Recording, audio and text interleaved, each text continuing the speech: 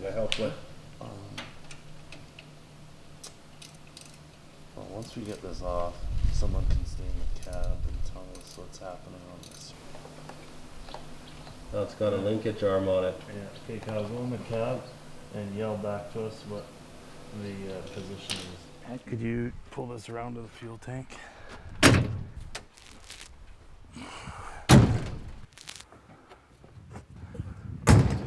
We are just getting going on silage baling, and the table was out of adjustment. We just needed to make a quick change to the sensor, get it leveled, and we're good to go. Yeah, you're good.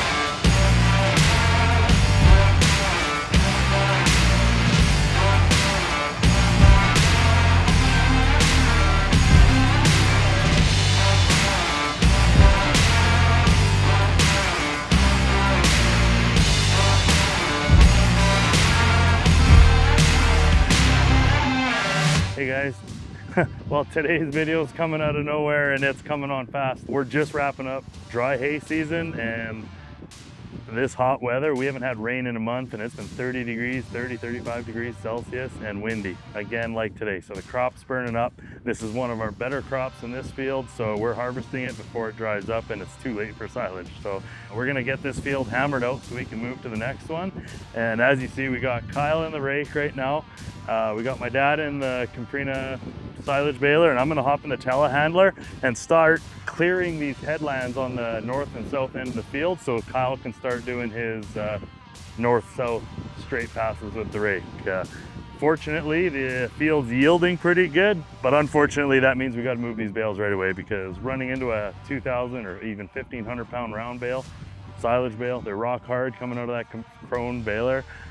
We can't afford the rake to hit one. So let's just make it easy and move those bales out of the way. Telehandler for the win.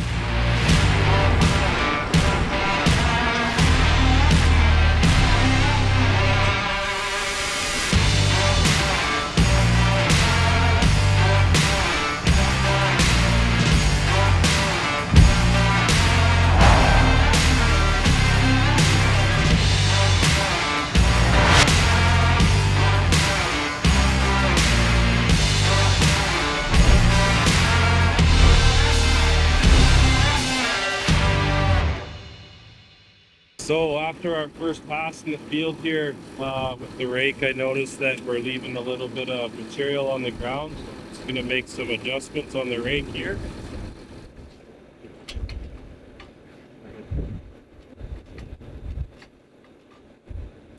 Yeah, so there's a nice little gauge there. Dropped her down a 1/4 inch. See some of the material that we're leaving behind on the ground. So by dropping it down a little bit, help get all this triticale, the silage, off the ground before the baler comes and picks it up. Fine-tune adjustments there. Get the rest of that all picked up on our passes. That's that.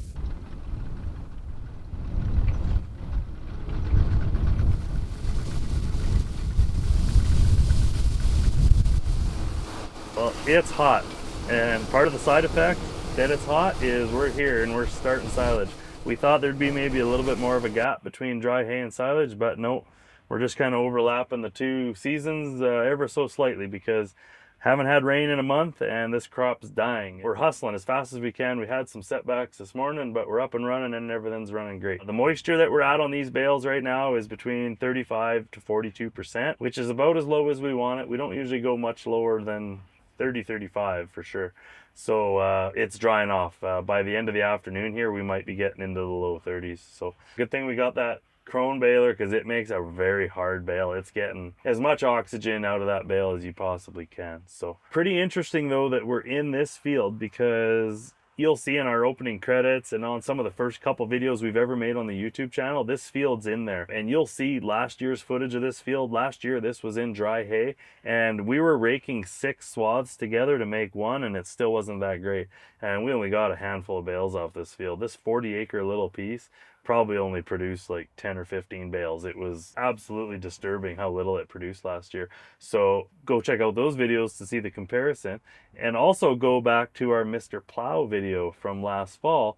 This field we had a friend of ours, Andy, Mr. Plow. That name again is Mr. Plow. Come in, and he took his moldboard plow, we turned the hayfield over, and then power harrowed it this spring. We've literally, in the span of 365 days, we've gone from the worst hayfield you could probably imagine to a pretty darn good silage field. This is probably one of our best silage crops that we're going to have this year, and because of its quality and maturity and yield, we're trying to harvest it right away so we don't compromise any of that. Well, we've done enough talking here of me and this cab, but come check this out. I'll show you these swaths. It's a pretty nice crop. Check out these swaths. They're absolutely massive. They're beautiful.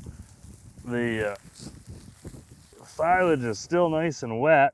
Not quite as high as we'd want it, but plenty of moisture to still fully ensile. But check out these pods.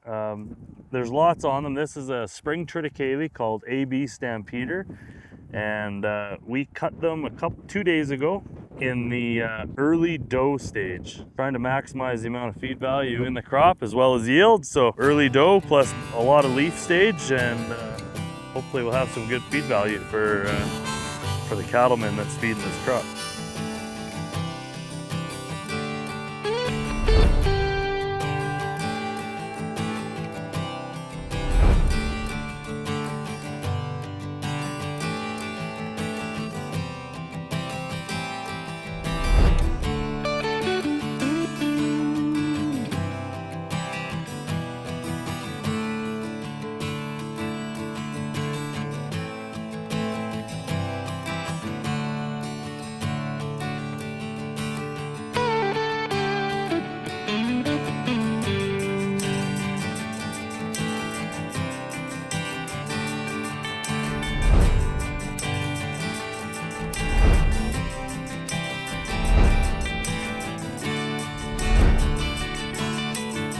Yeah, look at me. I'm a farmer and I'm outstanding in my field. I don't think anyone's ever used that joke before, but I'm literally outstanding in my field. And I'm getting dust in my face. I got that True Grit thing happening in my teeth right now. Whoa. That was a great movie though, True Grit. You guys ever seen that one?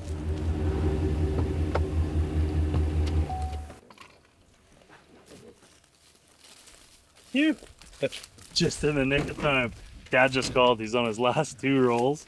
So we got, how many did you get in here? 24? Oh, I think I squeezed about 30. Wow. Okay. Well, we got about 30 rolls of Sure Film from our friends over at Notex. So let's get this film in the baler. We'll do a hot swap.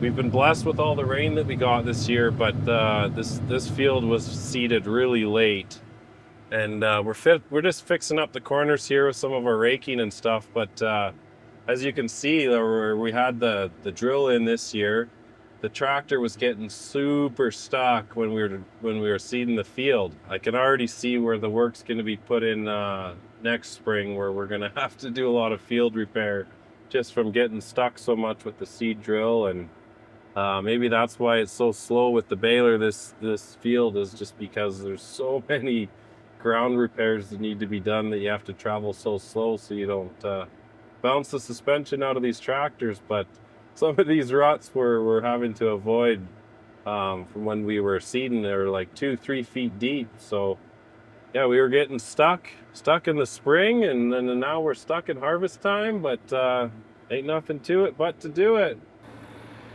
Yeah, as you can see, these are some of the ruts that we're having to bounce around in the field with here. We can thank old Mother Nature for all the rain that she gave us when we were seeding everything, but it's creating a little bit of havoc for us this as harvest time comes. And we know where all our field repairs are going to be going next spring, so we'll get this all repaired for next season, and maybe it'll go a little bit quicker when we harvest next year and it's not so bumpy. For now, we'll just throw the rocks on the fence line. So like even with all of the ground repairs this year and all the moisture that we had and all that, like we're getting great yields out of this right now, but it's so dry right now and so hot. We've been like 34, 36 degrees for the last 3 weeks, maybe a month, and like the friggin' cracks in the grounds are like, I can't even get my whole hand in there. Like I'm actually not even getting to the bottom of that. So crazy. And this crack is just going like, you know, you can see it goes for 5-6 feet and then just joins into another one. And it's just all over the whole field. Like, look how big this crack is. It's just so dry here now. Like that's just, you know, 12 inches deep and your whole hand can go in there. And this hot weather is done good for the crop and bad for the ground.